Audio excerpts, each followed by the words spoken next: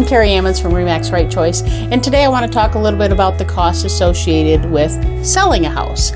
So sometimes people will go through and say, hey, I'm selling the house for $200,000, so I should walk away with a check for $200,000. Unfortunately, that's not always how it works. There are some fees and expenses associated with actually selling a house.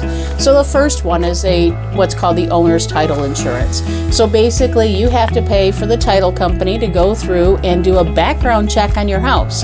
They'll go through and double check and make sure that the house hasn't been used as collateral by you or somebody else in the past, to go through and make sure that nobody's going to knock on the buyer's door and say, hey, you owe us $20,000 for X, Y, or Z.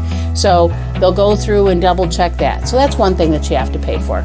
And then there's fees associated with recording the new deed, and if there's any extra documentation or things like that that have to be provided to the county and recorded, then there's expenses with that. There's also transfer taxes. That's a certain percentage of the purchase price of the home, just for literally transferring the documentation and everything associated with that. Obviously, you'll have to make sure that your property taxes are up to date.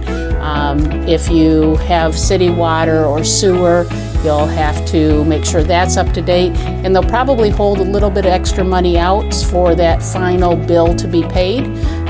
So that's something that comes there.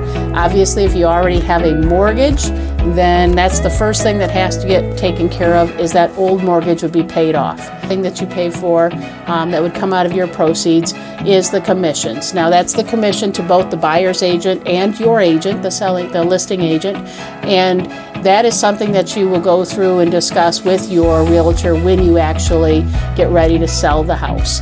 And so we'll be able to go through and give you an estimate of what you expect to make, to walk away with after the sale of your house, based on whatever offer you end up accepting. And the last thing that a seller may have to pay for or come out of their proceeds at closing would be what's called seller concessions.